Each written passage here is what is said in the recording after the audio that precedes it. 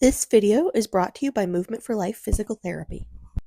Women's purple belt heavyweight gi. No, I'm not a heavyweight, but I had to go with what division had people in it, so I jumped up to heavyweight. Here you can see she's trying to snap me down. I am looking for my inside position, looking for good grips. She's being very aggressive with that snap down to try to get me to go down. She is really, really strong from this position, and so I'm having to expend a lot of energy to prevent her from snapping me down. Here you can see I'm going for that cross collar grip, starting to work for that inside control, but she is also grip fighting with me really well, looking for that inside control. Here I circle around, trying to fight for that grip. She's doing a good job blocking me and continuing to give me a lot of pressure in that snap down position, which is making it really difficult for me to adjust my grips. We keep circling, keep adjusting those grips, and fighting for that inside space. I'm looking for a grip on her sleeve, and I have a grip on the collar, and she has a grip also on my collar and on my sleeve. So we kind of have neutral grips to an extent, and we are fighting for better positioning.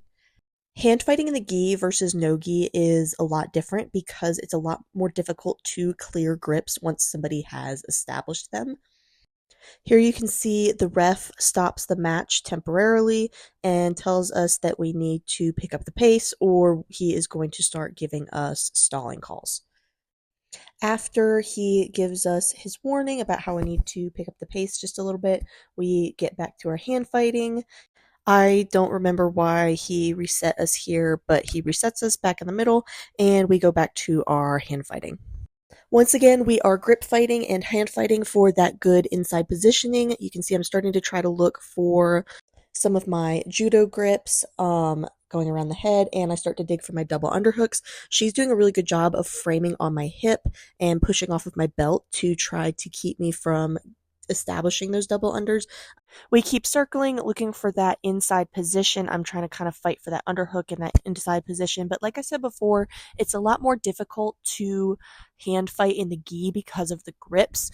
It makes things a lot slower. Here she's trying to snap me down again, but I am staying up, still looking for that inside control, that lapel grip. She keeps trying to snap me down, but I'm staying strong in my stance.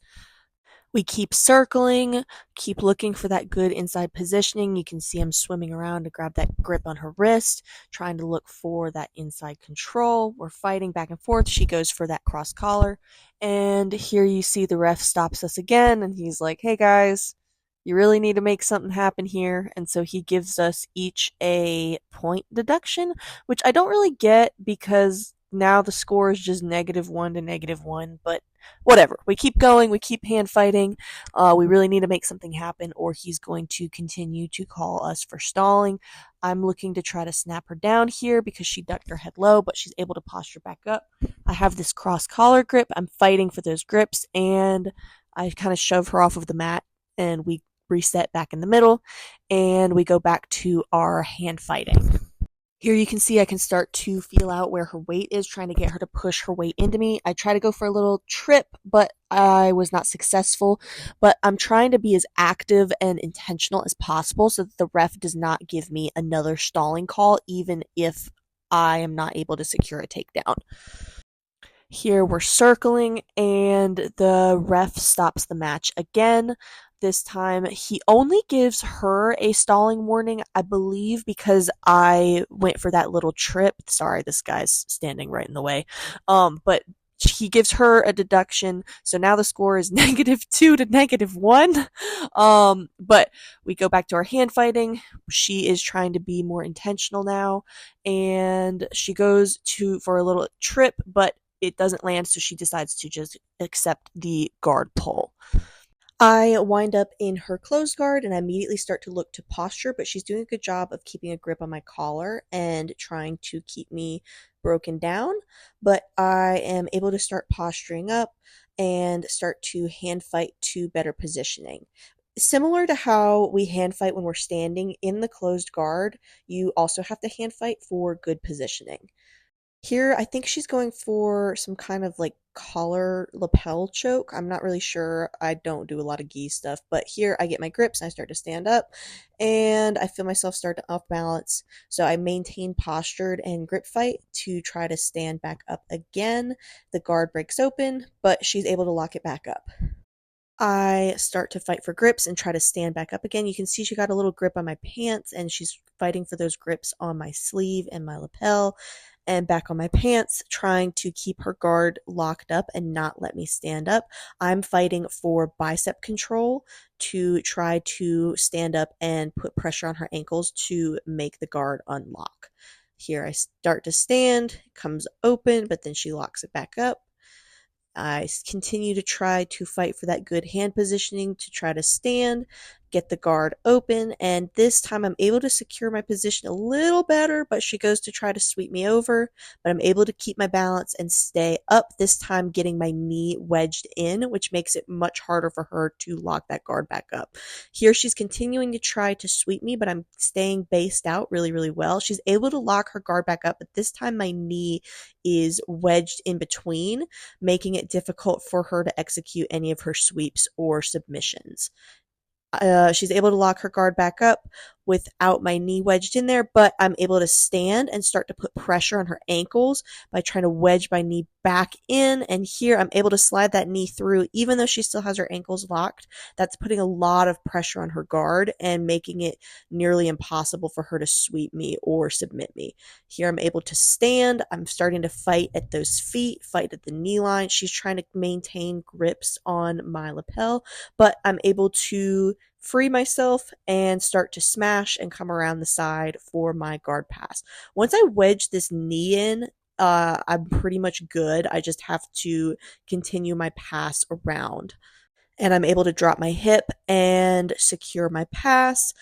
And she bellies down, so I don't get any points for the pass, but I am able to, hang on, start to look for the back, and I'm able to throw my hook in and get my points while I attack for that rear naked choke. So here you can see I get my 4 points for the back.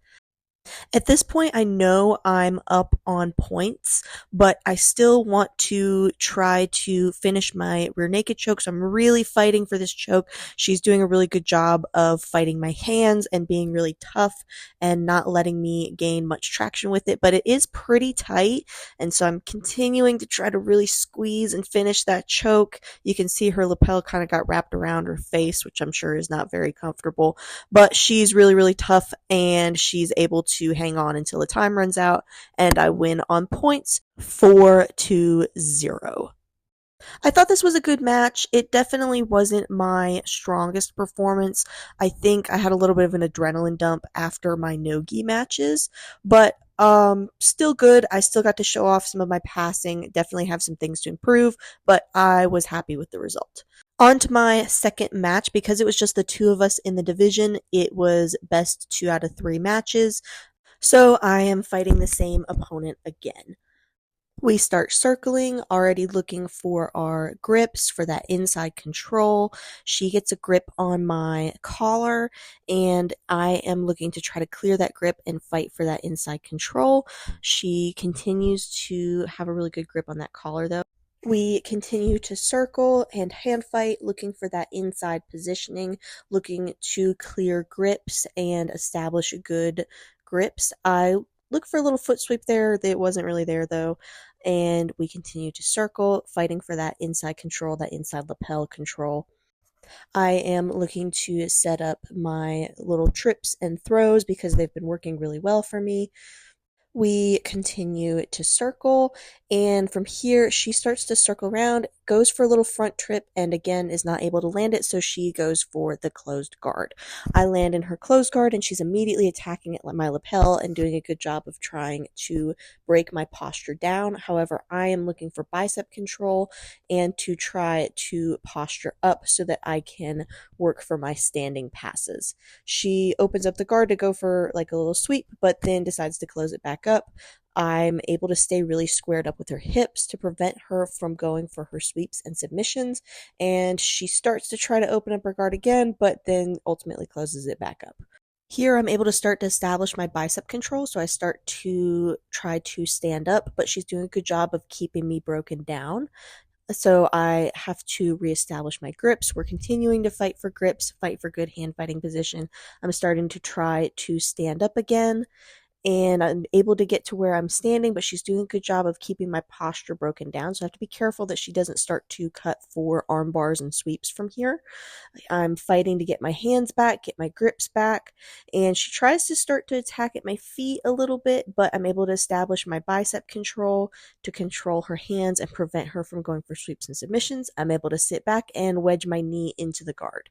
From here, I'm able to start to work for my pass. Once the knee is wedged into the guard, like I said before, it makes it much more difficult for her to sweep and submit me. Not impossible, but a lot more difficult. Here, I'm able to slide my knee through and get to half guard. Now that I have my top half guard established, I'm feeling pretty good. I have a pretty good top half guard passing, and it's much easier to pass from the top half guard than it is from the closed guard. I am doing a good job of staying heavy, heavy pressure, keeping her flat. The key to passing in top half guard is to not let them get too far up on their hip to where they can try to either regard or try to sweep you over. I'm fighting for my left underhook. You can see I've got that left side underhook, and that's helping me keep her flat and preventing her from starting to try to go for her sweeps. Here I'm able to pop my knee through, slide my foot through, and I'm able to get my points for the pass and for mount. I'm doing a good job of keeping her flattened out. Because my lapel is already kind of loose, I wanted to see if I could, you can see I'm trying to feed it under her head, but I wanted to see if I could go for one of my little lapel chokes. I'm starting to try to feed that under her head, but she's doing a good job of staying tight to the mat. She's trying to bridge me off and not let me attack for that lapel choke. You can see I've settled my hips up pretty high on her body. I like to play a little bit higher mount, especially against heavier opponents, because as she goes to try to bridge me off and move around, she is having a harder time bucking me off because her hips are not directly under my hips. Here you can see I'm starting to try to open up her elbows, but as you see, she tries to buck me off and bridge her hips. Because I'm playing that really high mount, it makes it difficult for her to bridge me off and try to roll me over.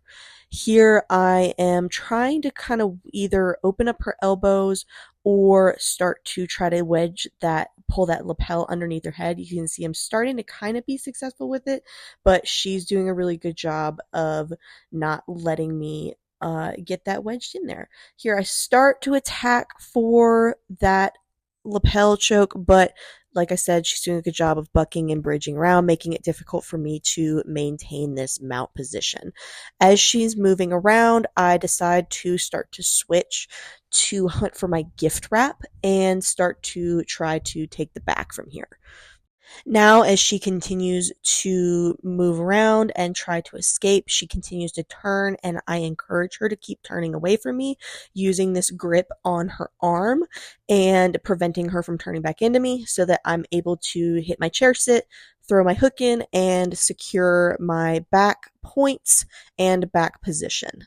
I'm doing my best to stay squared up with her back and start to try to attack for my rear naked choke. And she is trying to fight my hands and try to slide out over my foot, which she's able to do, but I'm able to immediately pop back up into a mount position. However, this time I'm a little bit lower on her hips. She's able to trap my foot and start to bridge me over. I try to stay secured up on the back, but I'm sliding off the side, and the referee sets us back in the middle because we had started to go off of the mat. And because I was sliding off the side of her back, he resets us in the closed guard position because that was probably where we were going to wind up anyway. At this point, I'm up on points by a good amount, so I know that I'm going to win on points, but I want to start to try to work for submissions because I would rather win by submission. Here I'm trying to pull her arm across my body to try to hunt for my arm bars.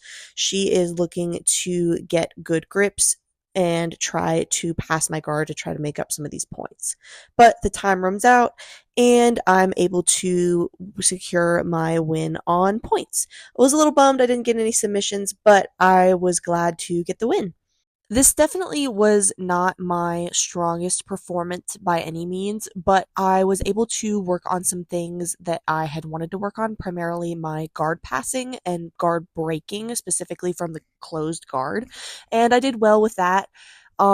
This also was my first time winning a gi tournament as a purple belt, so that was pretty exciting for me. And yeah, thanks to Movement for Life for sponsoring this video. I'm going to put their link down in the description. Thanks for watching and subscribe.